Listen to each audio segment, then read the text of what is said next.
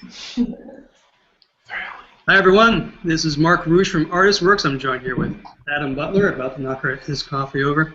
And welcome to the Mike Marshall Mandolin Hangout with hey, good to be here. Thank you, Mark. With Scott from the Mandolin Cafe.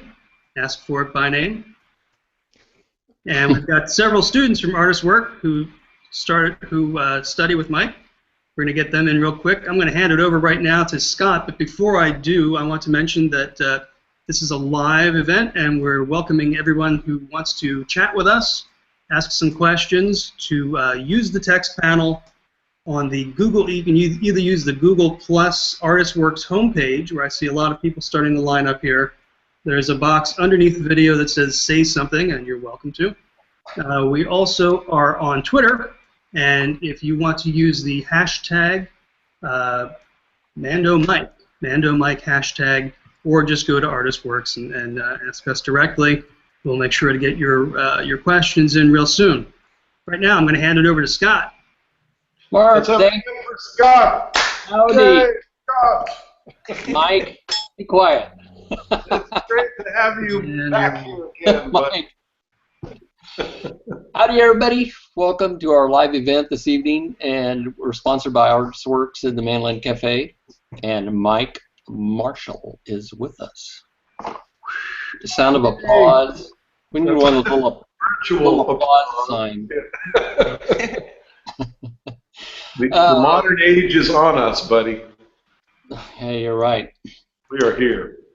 We are here. We have some special guests that are with us tonight, and I'm going to ask those folks to just give us a wave and tell us where they're coming from. How about Chris? Give us a wave and tell us where you're coming from. Hey, I'm coming from Central Florida there. Welcome, Chris. Yay! Yay. Where I grew up.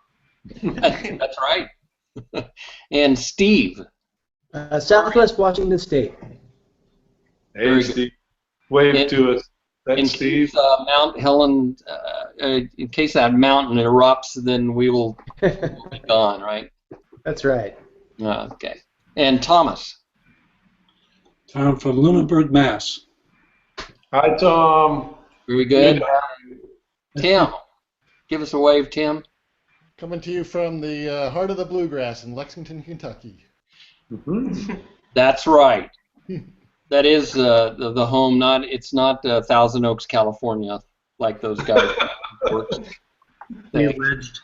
So, well, anyway, my job tonight is they call me moderator, but my job is to say as little as possible and get out of the way because we have somebody very special with us, Mike Marshall, coming all the way to us from.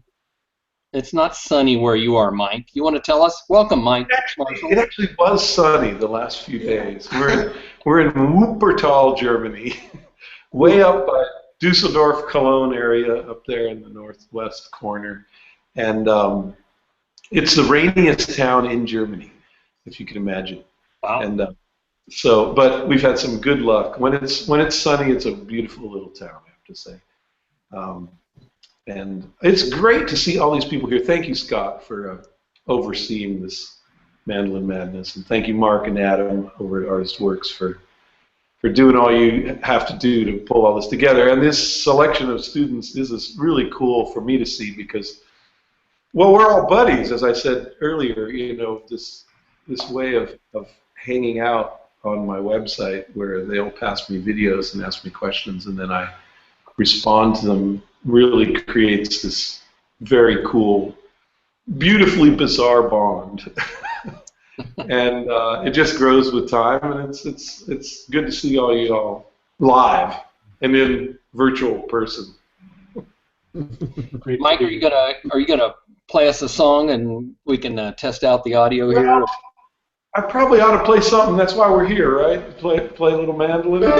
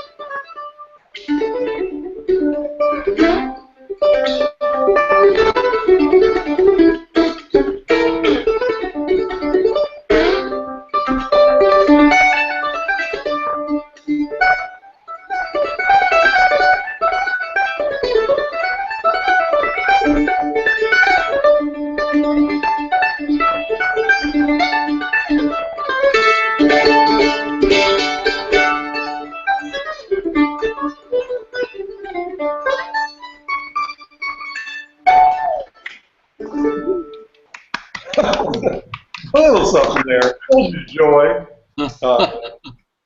Twisted Soldier Joy, right? Twisted Joy. We're having a lot of fun on the site. I mean, this is cool to witness how many different kinds of things get sent to me. Just in the last week, there's been everything from Take the A Train to Cherokee Shuffle to a Bach solo violin movement to a Brazilian choro. So, and sitting in front of me here at the bottom of the screen, I think each of those would be represented just in these 4 characters here. So it's while the center of the action is bluegrass, certainly 90% of what gets sent to me is bluegrass or traditional music of some kind, mostly American. You get these wonderful surprises all the time. So having a good time with it. And we've done a couple of these hangouts, and at some point during this one we're actually going to show you the website, because I think for a lot of people it's still a little bit confusing. It's like some private club. What do you guys do over there? Talk about how does that work? Is it a Skype lesson? Is it what's going on? Because it's so new what ArtistWorks has created that it's I don't think there's anything like it really out there. And Mike, I think this is going to be the first time that the general public really gets to see this, because we're using through Google Hangouts. It's called Screen Share, and we certainly didn't do this on any previous ones. And Mark, you can correct me if I'm wrong, but I don't think we've done this before. So Mike is actually going to sort of navigate through the site a little bit for a few minutes. So, and whenever you want to do that, Mike, you just do it. Well, I mean, maybe now is as good a time as any. I mean, you guys up for some of this? I'd love to hear from the students, kind of as we're going. You guys, if you want to chime in, please feel free at any moment, because I think that the potential for this pretty great in that it enables people to learn in different ways. So here's the site. Is everyone seeing this now? Yep. Okay, great. I hope that it's actually active. I might have to reboot it if we've No, been it's off working. for too long. It's working. So basically, there are 2 main areas in the website, and it's these 2 areas. This is a series of lessons that I put up, from beginner through advanced, and it's really a set curriculum that you can march yourself through, starting with, you just bought a mandolin, here's how you hold it, here's how you tune it, here's a very simple 1-string melody, here are a couple of chords, and then it progresses all the way up through learning fiddle tunes and more advanced improvisation and even some classical music, variety of styles, but mainly focused on bluegrass. And so this is a lot like your standard DVD. The main difference being that when you open up a lesson, you have play-along tracks for every song that you can. So I'm opening up the intermediate section right now, and I'm going to go down here to Fisher's Hornpipe, for instance. And you'll see me teaching the tune, and then from there you can get the music to it, and you can get rhythm tracks in 3 different tempos to play along with. You can even do the thing in slow motion, so without changing the pitch, which is pretty extraordinary. I guess I could show a little piece of me showing the very beginning of the tune.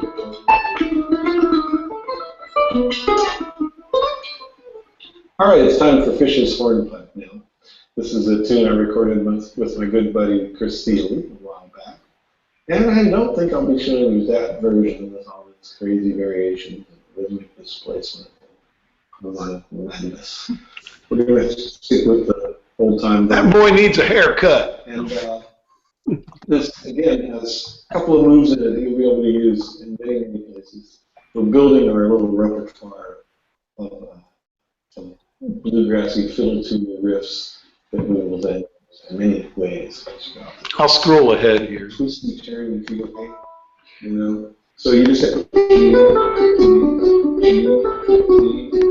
So anyway, these were filmed. As you can see, there's several different angles with the camera. There's even one over my head. But below this, you see all these different people who have sent in this tune. And so these are all people's submissions to me. Looks like there's been 94 sent in already in the just 3 years that we've done this. So what happens, you can click on any of these and give it a listen and see what I had to say about their playing of the tune. It's probably the scariest part for many people. Here's Steve, 1422. Hello, Mike. Steve here. I'm sitting in a lovely motel room using the crack cam on my laptop, so it's not exactly an ideal recording situation here, but I wanted to submit my first. Anyway, you get the little picture there. He's going to play me the tune. I'll scroll ahead to him picking it.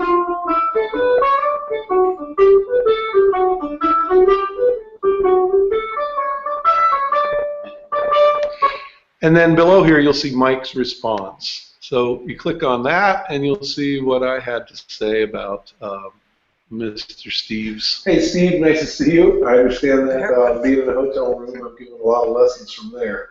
Yeah, the camera was kind of out of sync. It was kind of fuzzy, too. Hard for me to see great amounts of detail, but what the heck, we'll manage. We'll make it work. Whatever you got going on, not a big deal. So, of course, you're in an office chair at the hotel, which you may have heard me say I'm not a big fan of those just because there are arms on them, and they tend to get away in the way of where our mandolins, and then they move around and stuff. So, hopefully at home you got a really straight back chair, and you're check out my curriculum on just holding the instrument. Would love for you to get your left leg up some kind of stool, either case or so.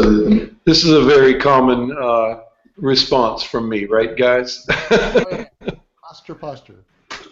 I'm big on posture, and so I talked to him a little bit about posture and then about pick direction and some other things. Below here is an area where people can comment down in here, and in some of the videos, many of them, you'll get a really nice kind of enthusiastic response from fellow students saying, hey, great job, man, you sound good. Love that tune, I'll have to learn that someday. Just a friendly kind of banter that goes on. Sometimes I'll put a comment up saying, I forgot to tell you about such and such. The students might thank me for putting it up. Anyway, that's the basic lesson section. Then once a video has been submitted, there's this video exchange library, and you can look up tunes this way by this incredible list here of just everything from, June Apple, 38 versions of it. Red Wing's been sent in a couple of times. A little Brazilian choro here has been sent in 10 times. Just a whole. These are all video exchanges. Look at here. Oif and Piprinchik. Oh, even that one. So that's the library. And this is the study materials section. This is where you would have all of your rhythm sections to play along with, your play-along tracks. That's me playing rhythm guitar for everybody. So you've got, Banks of the Ohio at 50, Bill Cheatham at 65 and 80, Blackberry Blossom at 70. Boil Them Cabbage Down shows up in 3 different tempos, 60, 70, and 80. Anyway, these are banks of rhythm tracks. So it's pretty extensive. Bury Me Beneath the Willow, we did in a whole bunch of keys, A, B, B flat, D, and E, and F. all at 75 beats per minute. That was a whole lesson on how to play a simple melody in a closed position and move it around to different keys. In addition to the rhythm tracks understudy materials, you have all of the tablatures and music for every tune. It's been either taught in the curriculum by me, or whenever somebody sends me a piece that I haven't taught, which is actually quite often. People will send me crazy, obscure tunes, sometimes just classic old tunes that I didn't teach in my curriculum, and so I'll put them up. Here's Angeline the Baker. All of me got sent in, and I'll either write the chart out myself or find a PDF of something and include it in the additional study materials. Cattle and the Cane, 3 pages of Cattle and the Cane. Anyway, so that's I think probably the coolest thing about the site is that it's this growing library of materials and video exchanges that just gets bigger every week by about 15 or so that I seem to get. This is a shout-out area where people just comment about things that's on their mind. It can be about any darn thing they wish. Here they're saying, see you guys at the Hangout tonight. Here's the link to view the Hangout. You can go to all the old shout-outs by clicking here on All Shouts. If you're looking for, people will put up, links to YouTube things that are inspiring for them, or they'll put up pieces of music that they're just asking questions of people about. Hey, does anyone have the sheet music to this Bach partita I'm trying to learn? Or did anyone find tablature to Chris Thiele's solo on such and such? And fellow students will answer them and send things out to each other. This is these are just recent videos that have come in. I'm not sure if it's probably about 3 weeks old, perhaps, worth of video exchanges. So this is the area where you look for anything new that's coming at you. And then, let's see, let's go back to the home page. The picture of me in the beginning here is just me doing a monthly message. Each month I put up a new tune and just say hello to folks. Try and just keep it as interesting as I can. Hello there, good friends. Welcome to the Mike Marshall School of Mandolin. Welcome, Mandolin. Oh, I remember. What did I play? Swing. Oh, Susanna. Oh, Susanna. Yeah. That's right.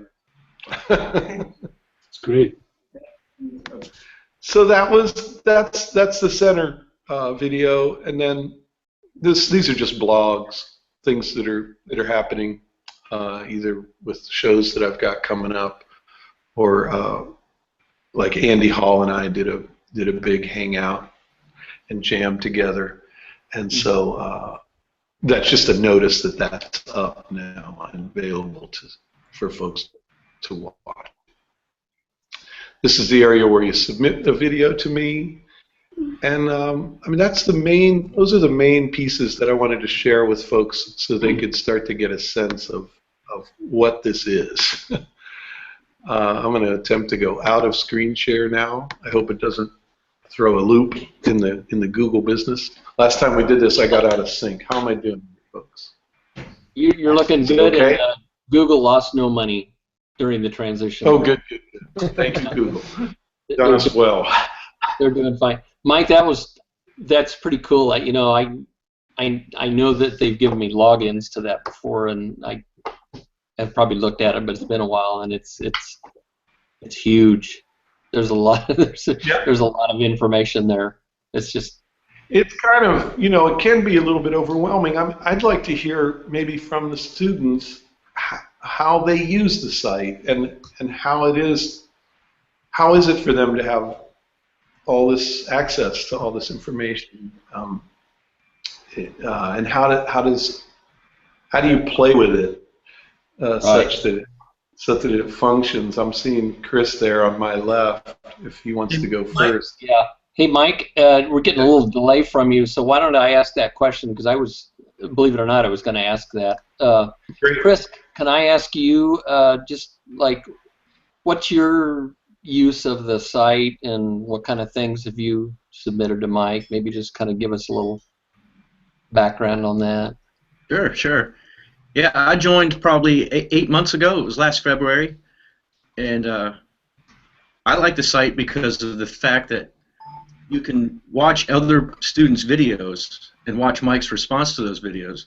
So a lot of questions and of that nature I can answer just by watching some of the videos. So for instance, before I sent my first video in, I wanted to see what the biggest mistakes or things that Mike was telling his students, and it all had to do with holding the instrument and posture and pick direction. So I made sure before I sent my first video that I was in a straight back chair. I had my left foot up. The mandolin was between my legs and with a neck angle on it. So that way, when I sent my video in, we could talk about more of the tune I was playing or maybe some other technical issues. So it was very helpful just to go through and watch all those exchanges and just to see what other students were doing and how I can improve from watching that. Hey Chris, can I jump in real quick? Obviously, Mike just logged out. We've had some time delays when he comes out of the screen share, so he's gonna log back in, try to fix that. But you know, Mike had an interesting Wall Street Journal video piece a little while ago, and I've talked to a couple of other instructors, and I haven't heard a lot from the students yet, but we're interested in knowing about the video exchange aspect and how it impacts your learning. One thing that Mike said in the piece was that he's starting to realize that video exchange learning may in fact be, well, it's obviously different than you know, in-person lessons, private lessons, but he's finding that because it forces the students to really kind of get out of themselves and look at the video that they're about to present, that they stop and they go, ah, I'm seeing some problems I need to fix. Are you finding that? And I'd like to know if the other students are finding that as well. If that aspect of the whole video exchange has made that impression on them. Hey, Mike. Absolutely. Hey. Watching myself on the screen and then going back and listening to myself has been immensely helpful. And compared to a live lesson, you're in there for an hour. You go home. Speaking for me, I might remember 20–30% of what was taught me that afternoon. Yeah. With the video exchange, I can go back over and over and over again. Some of the videos even have a loop function. So if I just want to go over a certain part of a tune and really get it down, I can just loop that section of video and watch it as many times as I want till I get it right. Yeah. What do you other guys think about that, Steve? Have you had any breakthroughs? Well, here's kind of the interesting thing. In that imagine that you just bought a mandolin, and then the first person that you're going to play it for is a guy named Mike Marshall, right? So it's kind of like the guy that gets a piano, and then like the first guy you're going to play the piano for is a guy named Mozart, kind of a deal.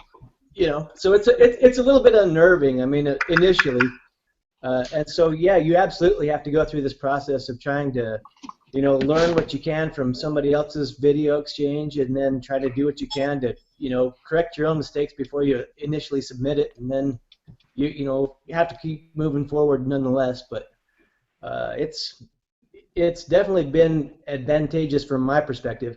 I live in a town of about 500 people, and so you know, having someone of the caliber of Mike Marshall available for asking questions to and getting feedback from is, you know, it's awesome.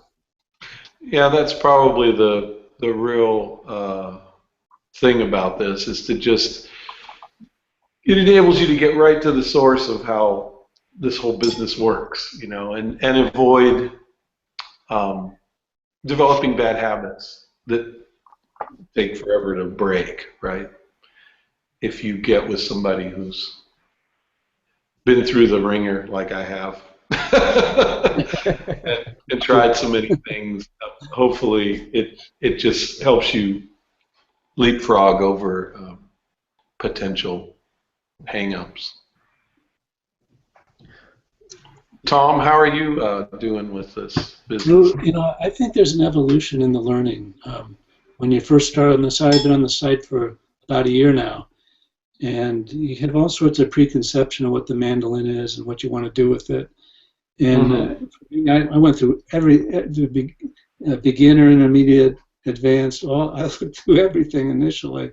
So you worked through all those lessons that I taught. I just listened to them all, and I, so excited to learn, and I wasn't actually practicing them, but I just wanted to see what was available, and get inspired by the video exchanges, find a tune that's inspiring, and maybe go and look at the 3 or 4 or 35 people. I remember the Cuckoo's Nest. I thought it was impossible to play, and I looked at all the Cuckoo's Nests. I think there were 95.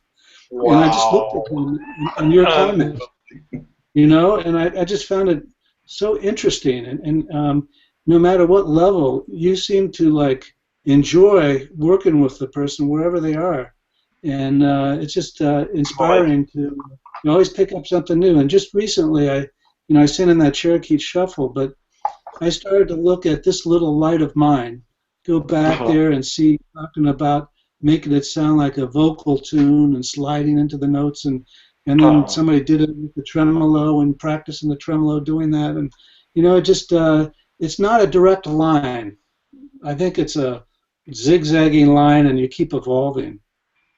Well, it's interesting because you've sent so many different kinds of things to me. All these original tunes that you've written over the years with really crazy chords and interesting cross-picking ideas, and then I love to expand on those for you and just give you a whole other way of thinking about how to play these. Fantastic.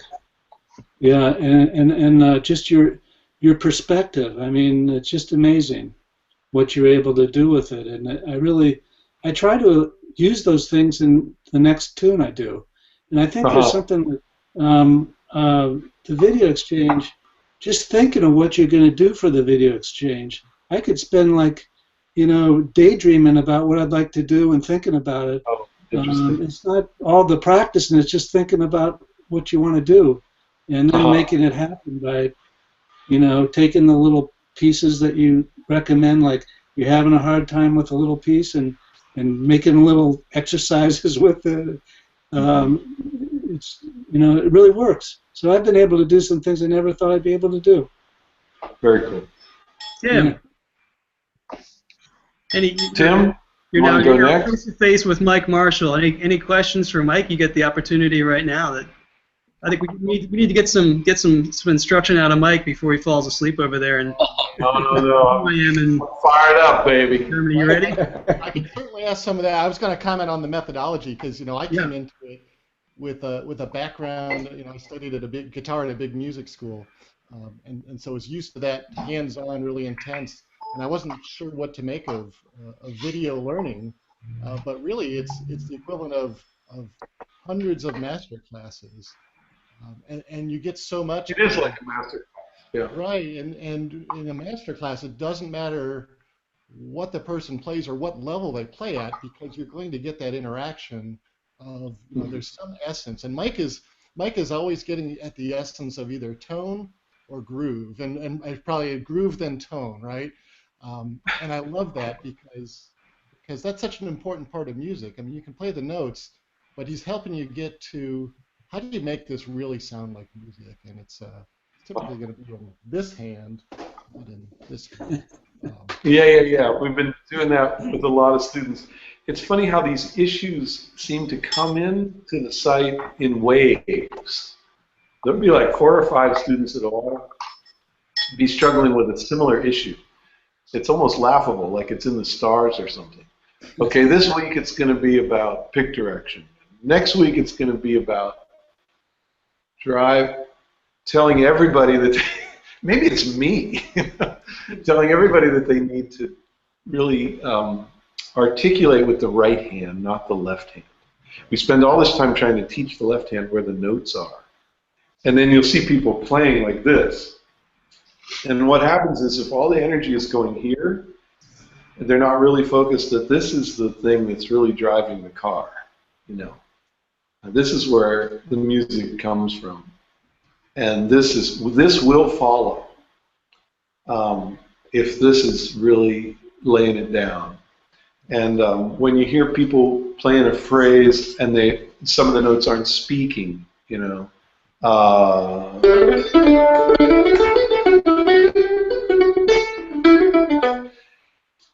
More times than not, I'm finding that that's caused by them trying to lead with the left hand instead of leading with the right.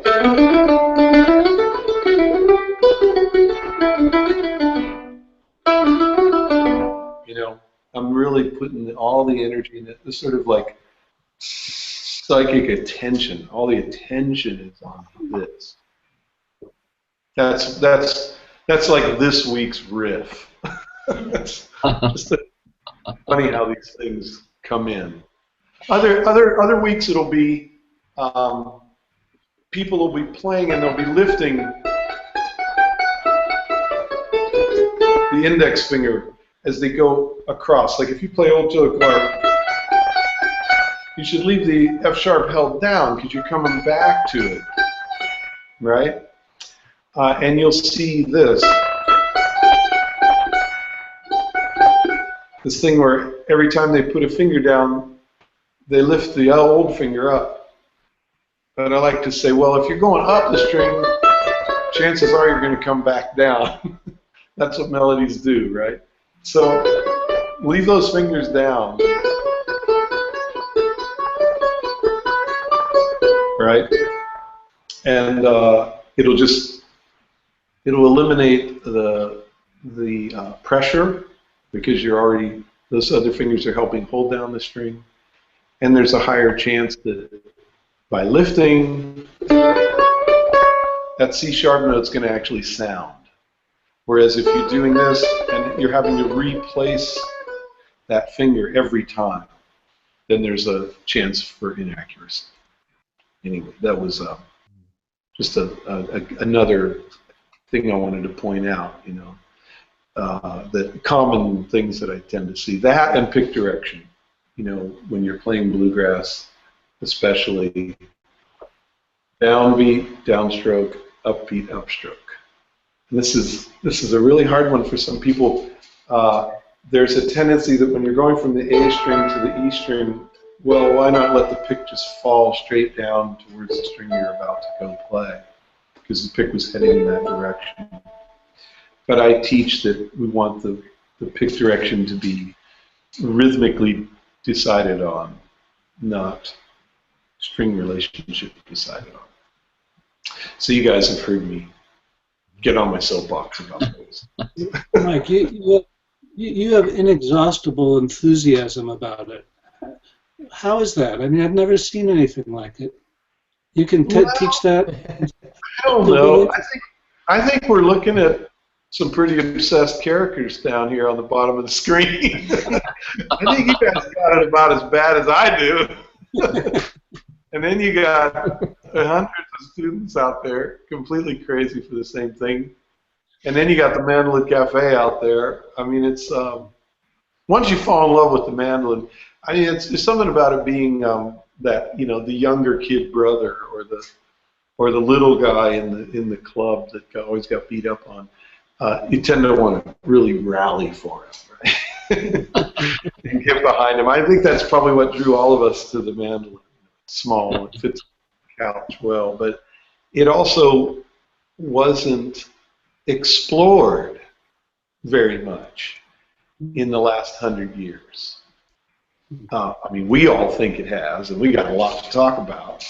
But if you compare it to the guitar, you know, think about what happened to the guitar since 1890. How many styles there are, how many players, every style of music. Endless, right? The mandolin's much more narrow, so that to me always felt like a good thing because it meant that everything hadn't been said. And so I find that this is an instrument which has so much potential and is just wide open what we could all be discovering from it. And whatever we do on it, it's going to sound new and original and unique to most. I mean, there's just potential for that. Whereas guitar, you can argue that, well, there's a lot been done on guitar. Maybe not as much as piano, but. Mike, if I can interject in there, I couldn't agree more with you, and I think that that's one of the great things about the instrument is that it really is, you know, there's no limit what you can do, and, you know, thanks to guys like you and David Grissman and some of the early, you know, Jethro, it's like it's out there and it's getting pushed all over the place now. There's some crazy stuff going on, and it's great. Yeah, no, it's really cool to watch this whole thing explode. Especially to have come into it in the early 70s without the internet, and to think about what we all had to do in those days to get access to any information. It was just so hard. You know, you order an LP. If you were living in Lakeland, Florida in 1971, and you wanted the new Newgrass Revival LP. County sales. What did it take? You know, county sales. 6 weeks. Here it comes. And you were happy. Gold! You put that sucker on and you learn every note. Slow it down to half speed and just dream of what that band must have looked like. You know, all you had was that photo of them in their raggedy old jeans and long hair, and this was a new era for bluegrass. Something was happening, you know.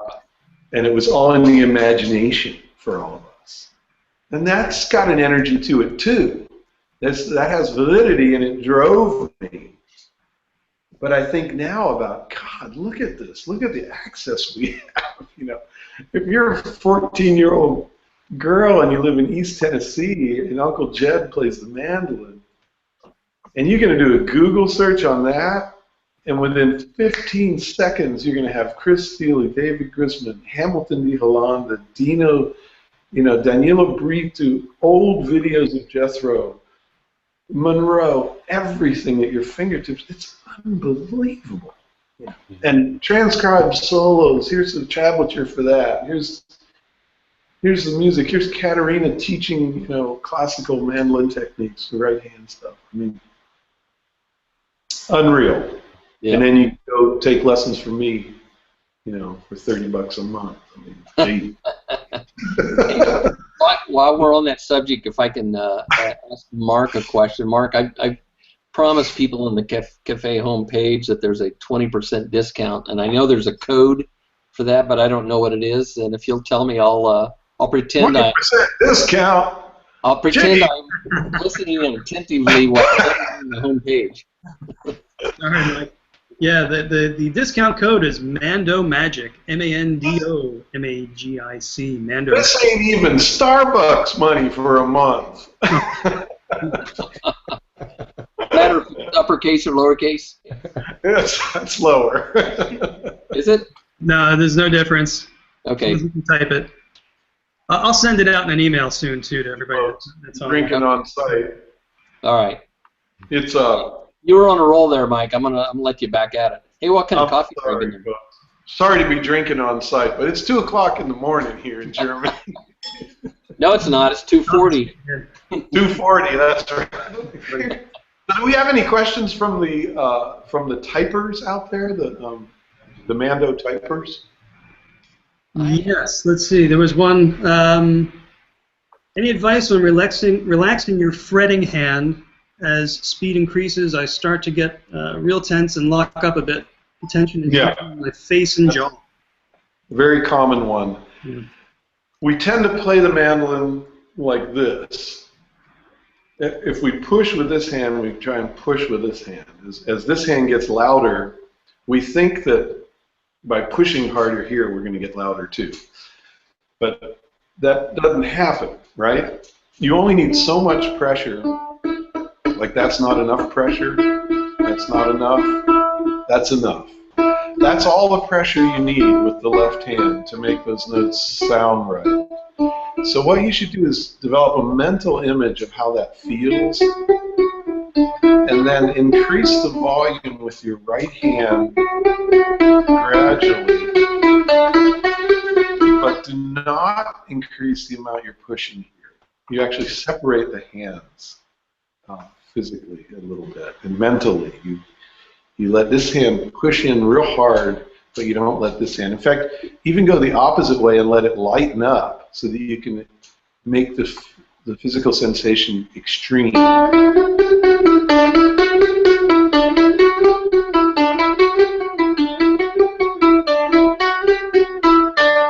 I'm really purposely barely pressing here. And you'll actually train yourself to Tony Rice actually taught me that you train yourself to keep this loose and barely fretting, even though you're driving the heck out of it over here. What people do is they play like this, and everything starts pulling, and as soon as you push too hard here, yeah, it's gonna tense up. It's a good question. Was there another one? Yeah, there is. My favorite thing about your playing is your musicality when you solo, not getting wrapped up in showy, forgettable playing. Do you have any advice to help focus on speaking more musically while soloing? Well, of course. I've got a lot to say about all this stuff. The main thing that we grow up playing bluegrass. I mean, if you come from that world, it's all about eighth notes. It's all about playing a lot of notes. And how do we stop that? And that's a big part of what I teach on the site. You know, if you're playing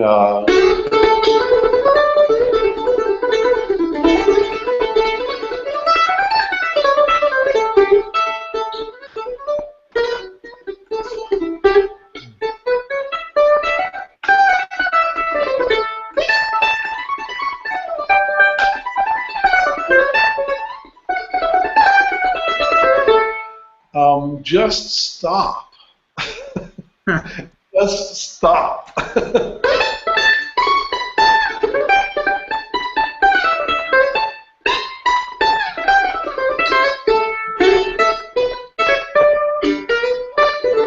What stopping is going to do is it's going to force your imagination to think of something else to do. Practice stopping in all kinds of different places.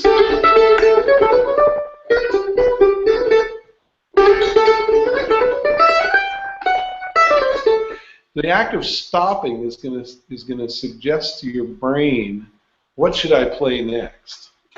And then you'll fill that with something imaginative that has been suggested, if that makes sense.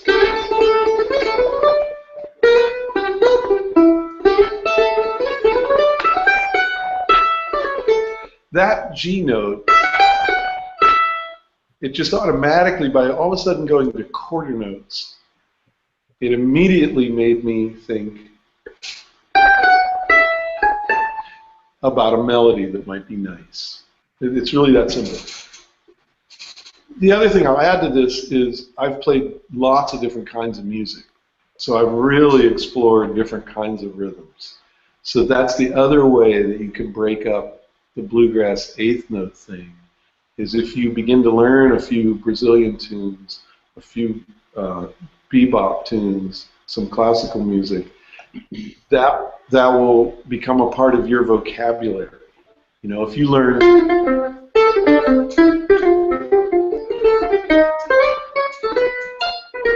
that's so syncopated. It's got all these holes in it in very unusual ways that us bluegrass pickers haven't played in. So once you've learned that tune and could play it, in time, not that you're going to all of a sudden throw that lick into Salt Creek, right?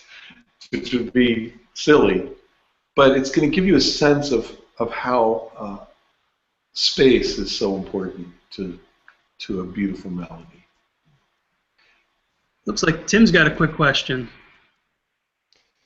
Yeah, Mike. So, question for you. In one of the video exchanges we did, I did one with EMD, and anytime I do a tune with that much history that you have that much history with, it's slightly intimidating, of course. But I know there's so much to be had, so you get over that fear.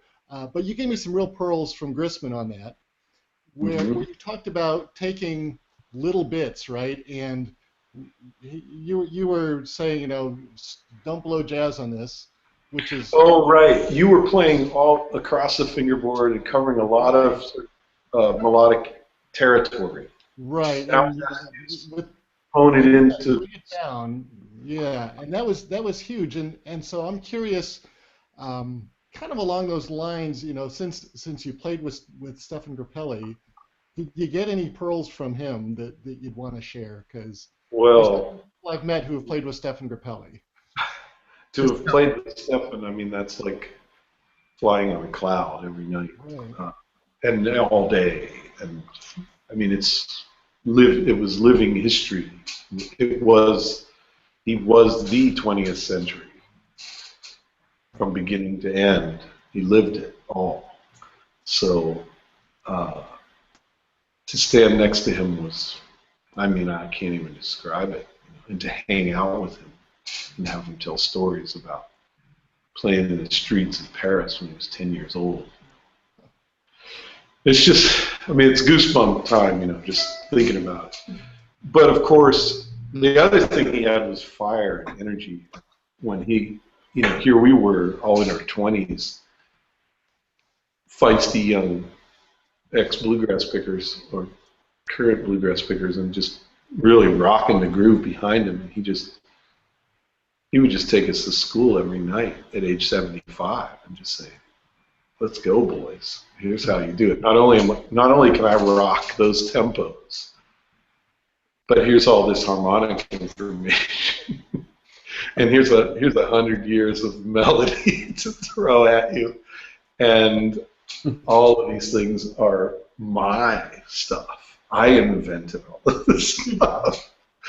So, what can you say? I mean, Stefan. It's a gem, a human being, a monster of a musician, giant.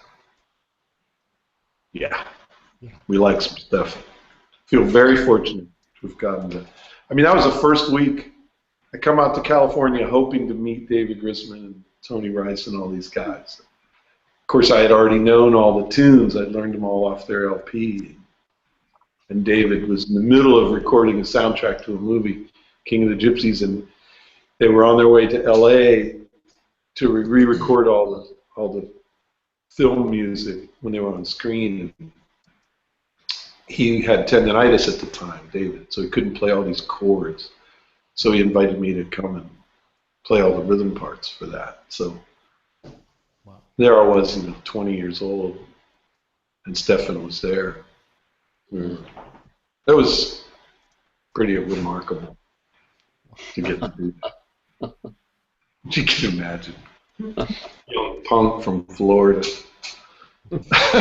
Mike, there's some, these videos have been around for a while, but they seem like there's several that have just been uncovered of you playing with Stefan and David from about that time period, and they are stunning. Oh, it's great to hear. Yeah, that stuff seems to hold up still. Oh yeah. It's cool to hear. I mean, that's I would do things differently now, of course, but we were on some kind of mission.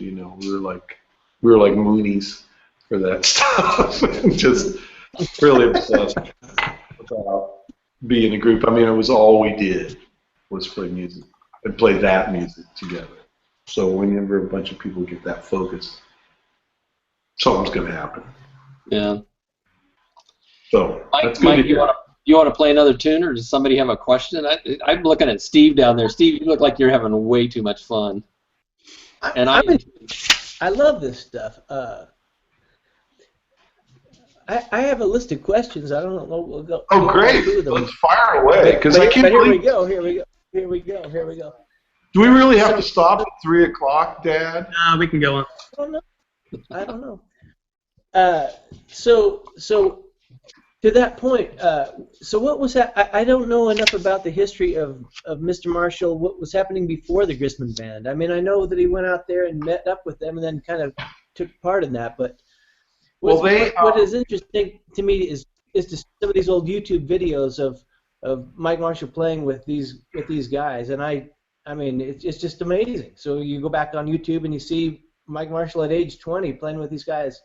Somehow he had the ability at that age to play at that level, and that's something I'd like to hear. You know, I'd love to hear about that.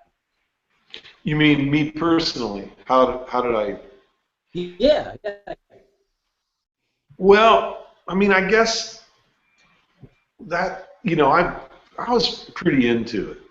You know, I really worked hard and was pretty obsessed with music since I was 13. Since I heard Sam Bush at age 13, I said that was it.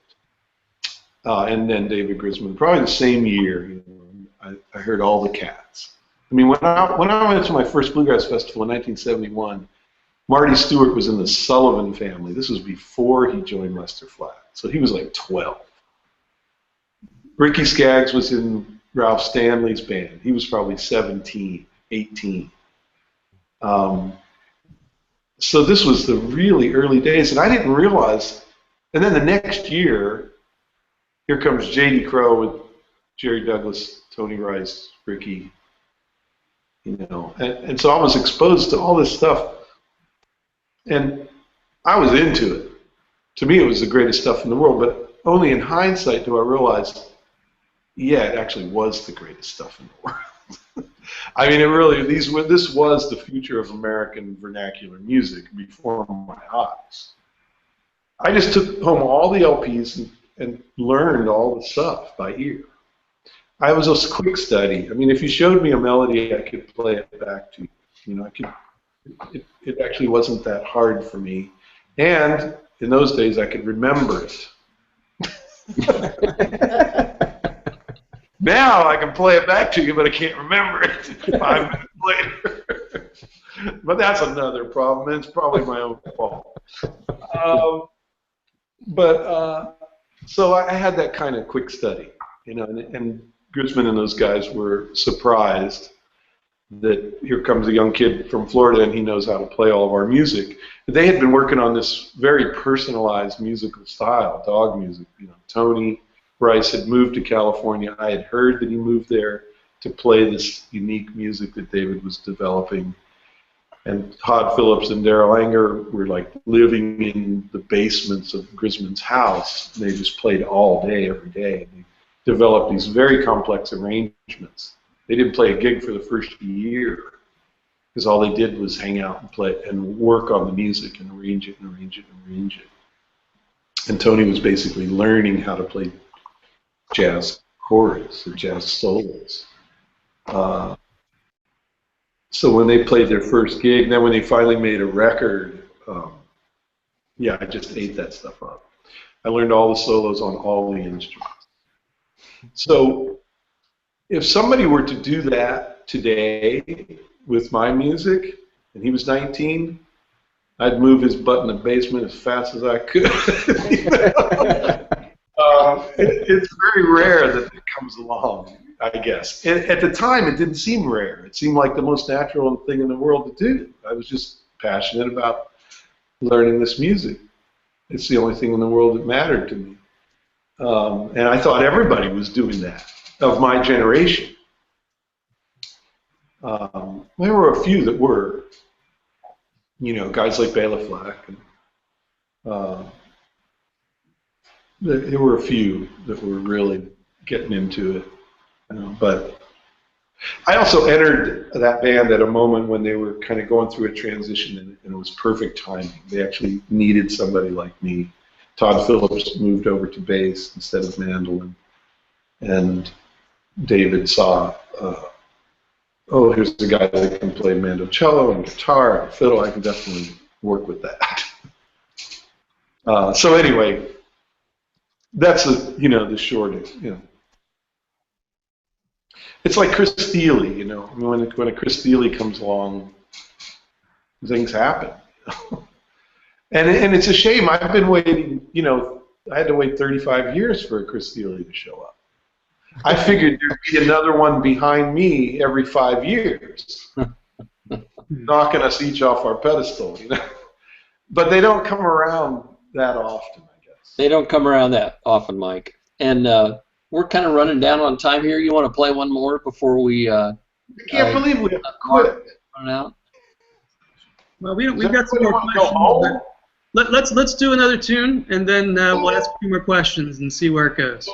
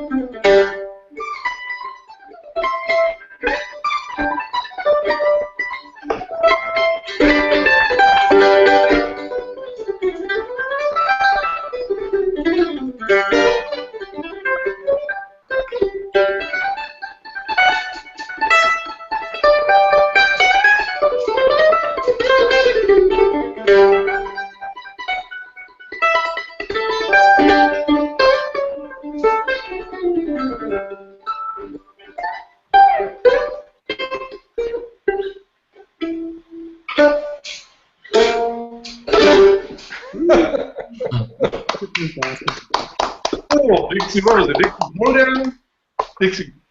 Dixie Hoedown, I think it was. Another question from out there in Cyberland, perhaps? Cyberland has questions for you, Mike. A couple of these sort of meld together, so I'll spit out a couple at a time, and maybe you can run with them. One is, could Mike recommend a couple of mandolin players outside the bluegrass genre for beginners to listen to, which you may segue to through, hey Mike, who are some of your favorite Brazilian composers and musicians that play it?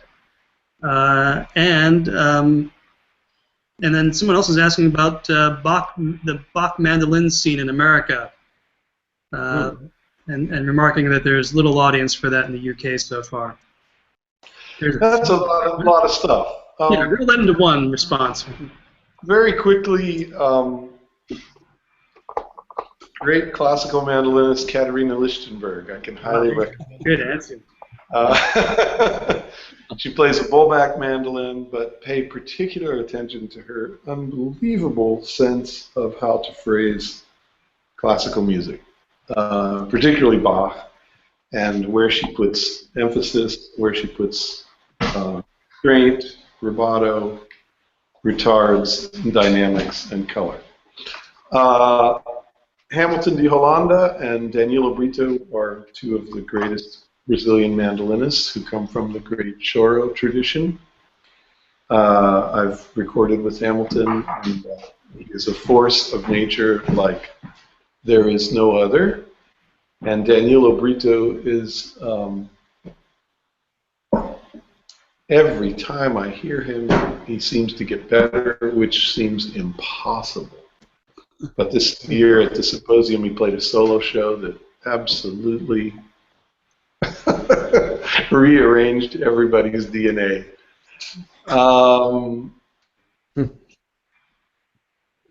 We have lost one of the greats. U. Srinivas passed on this past month. And what he's done for the mandolin, it's an electric mandolin, Indian classical music. Oh, what a saint. What a spirit. And he played with Shakti, John McLaughlin's group, with Zakir Hussain. He and I talked about doing a project together, and Never got to it. If you guys have dreams, go get them. For some reason, those all stand out in my mind. Those are like some real cream of the cream of mandolin playing. And so, you know, you have to listen to some Jethro Burns if you want to hear some jazz mandolin. And Don Sternberg is the man carrying on that torch, of course. Bach in America, that Mr. Thiele just recorded 3 of the sonatas and partitas. I got to hand it to him. That is some mandolin playing. It's a dream I've had since I discovered that music at age 19, that someday me or somebody would record all of those sonatas and partitas on the mandolin because they fit so beautifully. And so, you know, what can you say about that? You know, the mandolin in America, it's hard to say. In America, the mandolin is still basically kind of a folk instrument, and it's not studied in conservatories the way the classical guitar is. And we're going to change that right here, right now.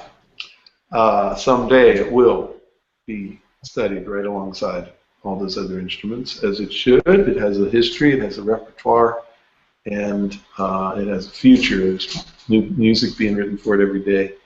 In Germany, you can study at the conservatory with Katharina Lichtenberg here in Wuppertal, and they have music schools sponsored by the government, after-school music schools that sprinkled all over. Every town has 2 or 3 of them, and most of the students who graduate from that program that she teaches go off and are like evangelizing the mandolin in these after-school music schools. And thanks to her teacher, they accept the mandolin now in those programs. And I'm doing this Google Hangout in the home of Mareike Wiesenecker, excuse me. I've got my pronunciation all that stuff, folks, sorry. But she graduated from that program, and she teaches and conducts a mandolin orchestra. There are many mandolin orchestras all over Germany. So stick your head in here and say hi to everyone. That's Mareike. I know. And she's generously loaned us her beautiful pad here, a music studio where they give workshops, so I can make noise at 2 in the morning and not wake the babies. But anyway, so she's spreading the word. It's something we dream of in America, that we could have this kind of attention to our instrument at that level. It hasn't really happened yet, but I think it's coming. We're dreaming. We've got a couple other questions here. Let me hit you with one first. And before I do, I wanted to jump in earlier when you were showing the video exchange on ArtistWorks and what the behind the scenes looks like. I'd like to add parenthetically that there's a new website, a new design that we're going to be pushing pretty soon. And so if anybody was knocked out by what they're looking at, it's going to be twice as good pretty soon. Hold tight for that. Also, I've got a question here, and it's interesting. I've heard this, and I also wanted to point out that we saw the Mike Marshall mandolin school there. Of course, there are a number of schools available through ArtistWorks. One of them is the Brian Sutton School, for instance. And somebody asked him a while ago. I've got a question here now saying, is it better to send you a video early on, warts and all, or is it better to absorb some of the earliest lessons before submitting a video? What if it's just a clip of playing a tune of 2 to 3 finger chords? And Brian had said that he likes to have students send in a placement video first, so he can tell them if they're not sure where to jump in on the curriculum. You can do a quick assessment of their playing and make some suggestions. I imagine you have a similar take on that. I love seeing people early on, and there's a lot of folks who never send in a video, which is maddening to me, because I think that's where you really get at the heart of this thing. So and of course there's nerves associated with that, you know. And it's very funny because people tell me, "Oh, this is my 100th take of this tune, and I get it. And I finally got disgusted. I'm just going to send this version of it," and that's perfectly fine. What that tells me is that that person is taking it seriously and did work on it a bunch, and probably solved a bunch of things in that little process. So there's the first lesson, right? Before you even saw me, you've got a whole bunch of stuff taken care of, and at least you're looking at your playing in this kind of detailed way, maybe for the first time ever. So the sooner we can get a relationship happening, I think the sooner those nerves go away. And, you know, yes, I'll place you where you need to be, and I'll be able to see, okay, maybe you should go back and look at the absolute first part of my most beginner lesson, because there's some issues with how you're holding the instrument that I want you to deal with. But in reality, you're an intermediate player in every other way. You know, you don't have to learn the most basic version of Old Joe Clark.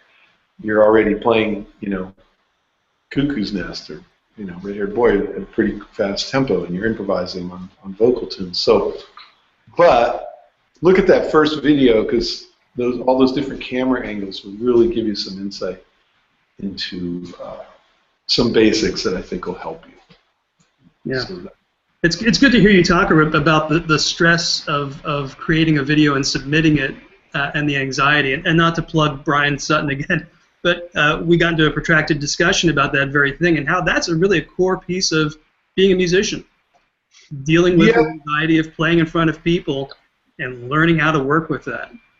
Yeah, it is. It is nerve-wracking. I mean, in these classical music schools, it's standard to play for the class. You know, like every Monday, Katerina's students have 1 or 2 or 3 of them have to play for all 13, and those are your peers, and they all know the music. So I think it does build up a muscle.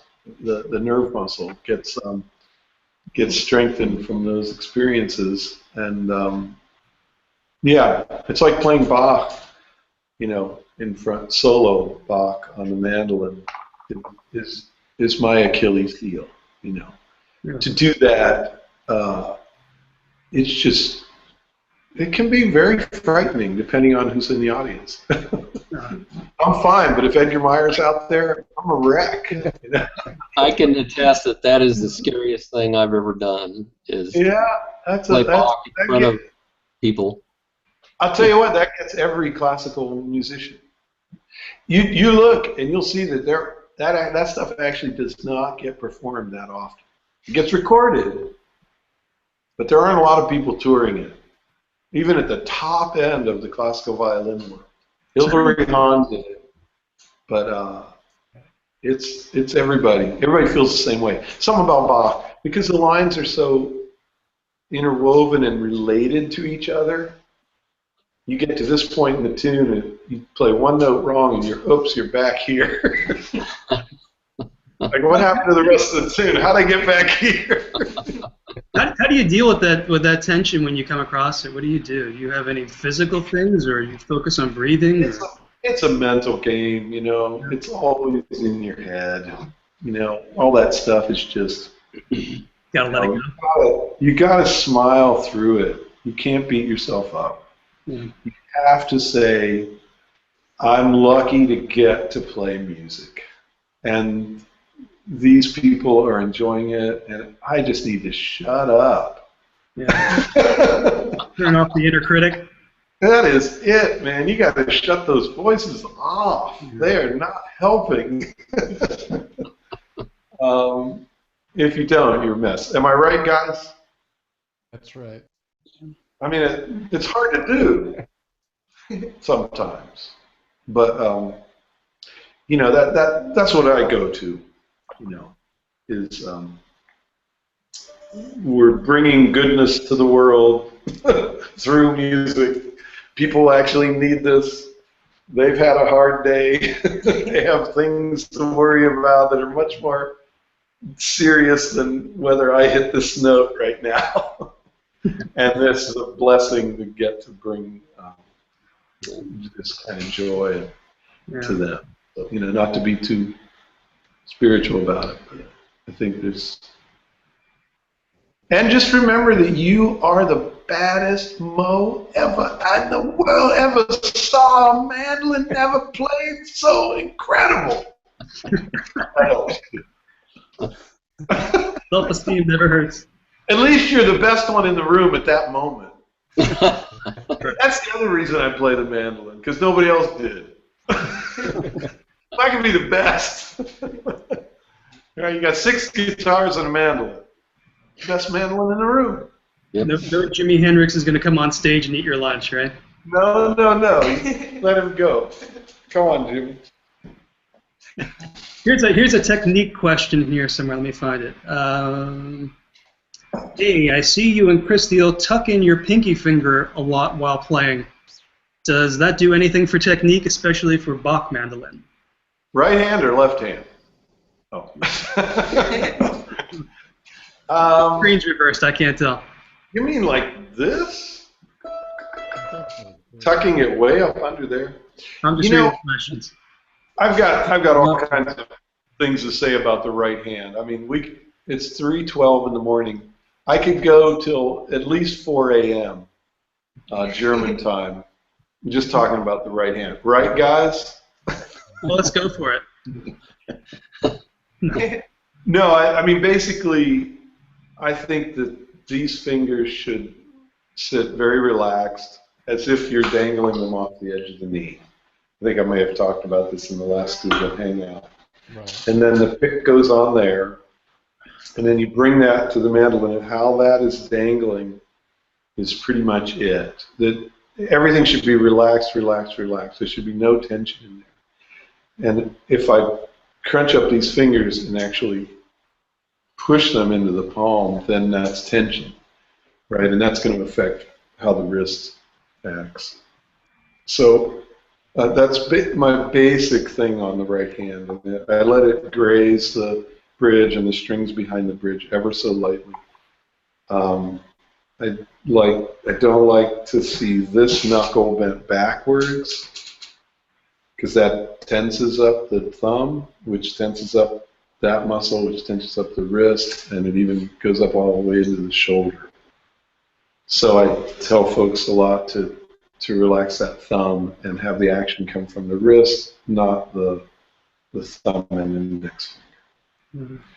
So those are some basic things that I like to shine a light on. I'm not a fan of attaching the pinky and the ring finger to the face. I tell people, unless you play as good as Adam Steffi, you're not allowed to do that. He's the only one I see really make it work. I think it affects the quality of the upstroke. That a free hand makes an even down and up. That's my 50% answer. But I'll go, 15 minutes easily on that. When a student comes in, often there's a right hand issue, and some more than others. And sometimes we work on it for a long time. It'll be something that to change posture like that can be like a 6-month process. Yeah. It's not something you're going to do just because Mike Marshall said do it like this. It's amazing how it's very deep in people. The action of plucking a string. It's very personal. And I've changed my hand over the years, but things were hard. Even changing the pick, that was a big process sometimes. Might like the tone, might like how I get in and out of the strings, but didn't like the tone. Then it took maybe a month to get the tone, and then you have it all. But it's fun. It's just a great exploration into all this stuff. More! Keep them coming. Or I'm going to play a tune.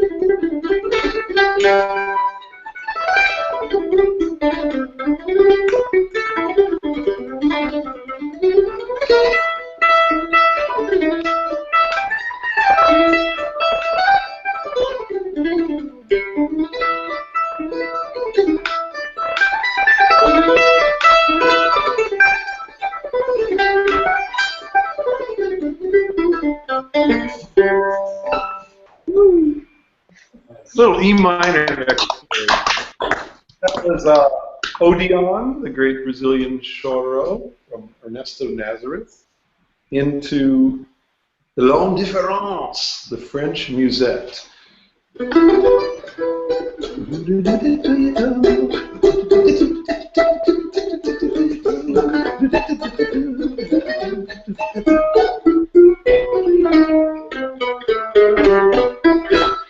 And then into Blackberry Blossom, which has the E minor for the B section. Very nice. I don't know why E minor. Just seemed like the thing to do. What else? Tom, you had a tune. Yeah, I was thinking since we're talking Mando, I'd write you a little tune. I worked on it today. That's so sweet. I hope it doesn't embarrass me. No, it'll embarrass me, my playing. It goes Does it have any like, funny chords in it? let's see here.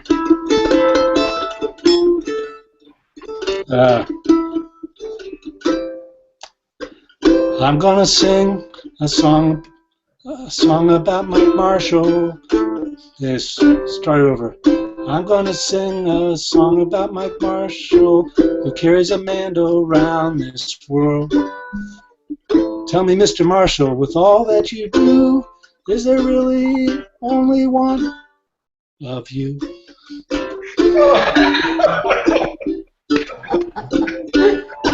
Well, you can hear him playing all sorts of music, classical, jazz, choro, bluegrass, too.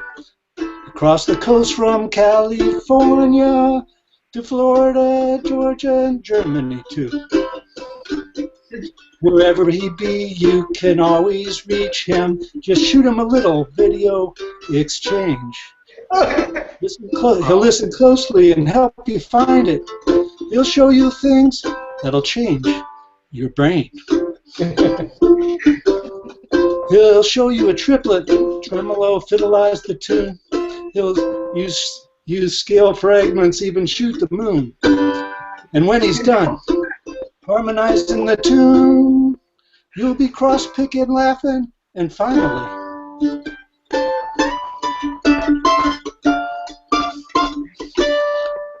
you'll be playing in tune. All right. Apologies to Woody Guthrie. Check out Tom's submissions, folks. They are the best ever. Every time it's an insane surprise. Too cool. Well, Scott Tishner, how do you do it, man? How do I do what? Like Marshall, there must be 70 Scotts running around there somewhere, running that man. Wow, I hope not. Yeah, right. I'm just like you. I'm just kind of crazed by this, you know. You always have been, huh? Or when did you get bit by the bug? Well, I started playing guitar when I was like, 5 or 6, and then I started playing mandolin when I was about 24. And as soon as I started playing mandolin, the guitar kind of went back in the corner. That was it. So, I've got that on the brain, and I've got this website on the brain, and like I tell people, I'm not that great at web developer, but I just can't stop. So. It's kind of like a sickness. That's it. You know, if you thought about it, nobody would do this. No. I don't recommend anyone doing this. If you do the math, it doesn't really work out. Well, I don't know about that. Well, if you try and use your rational brain, it doesn't work out. Yeah. Like anything, love and passion, you gotta fall down that rabbit's hole. Well, tell us how long you've been doing it too. Scott, Website? Yeah. It's coming up on 19 years next oh, in about a month. Yeah. very nice. Did they even Well, thank have the internet back then? What's that? Did they even have the internet back then? I was crank it by hand. I was building sites Broadcasting in on cable TV. 1995. Yeah, and they're still out there somewhere on this thing called the Time Machine, and they are hideous. So You're happy to be done with those, huh? that's right. Mike, I know you've got a. Before we wrap up here, I wanted to. You promised me that you and Kat had done a Bach duet recording. Where is that? And I just got the word that the master is complete, and it's going to have a cover done, and it will be out. I hope by February.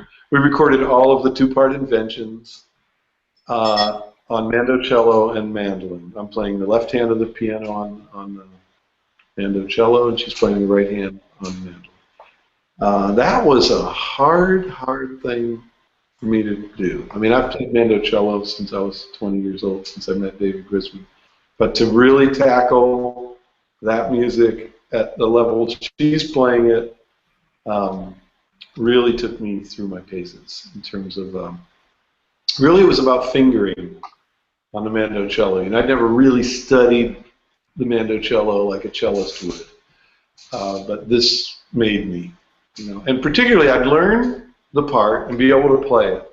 But then we'd start playing it, and she would want the accent in a different place. And I finally discovered that I had to change the fingering in order to make the accent come out right. Wow. Which was a new kind of twist on the importance of fingering a melody, especially Bach. It really demands that you... We know Don Sternberg told me, and I agree with him. He said when the two of you play, it's really hard to tell who's playing on a bullback and who's playing on an American man. You guys are so in tune with each other. Yeah. Musically, it's just, you know. Yeah, I think, you know, as mandolin players, we get pretty fussy about instruments and strings and picks and all that stuff. But man, in the end, it's the player and whether they have something to say, right? I mean, give me the really great mandolin player on the crummy mandolin any day over the other way around, right? Basically, you realize that you put a mandolin in David Grisman, any mandolin in David Grisman's hands, and you're going to hear something that sounds awesome. Hey, Mike, I think we're gonna let you go to bed here. Eventually, it's 3:30 your time, but we're gonna make it work.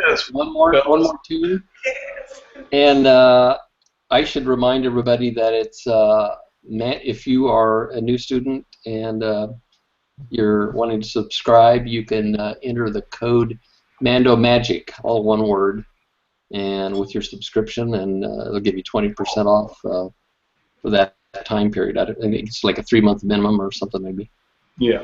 I hope we helped explain what it is that's going on. I feel like we have some kind of mandolin, you know, tree house that only certain people are in. But of course, everybody's invited, and we're having a great time. It's a very supportive group of students, so no need to be nervous about coming and visiting us. Agree. Why don't you give us one more tune and we'll take it out of here. Okay. Thanks, this is everybody. I send this out to my two lovely daughters, Josie and Paulina, and my two big girls, Lucy and Katerina. We've been singing this one a lot lately.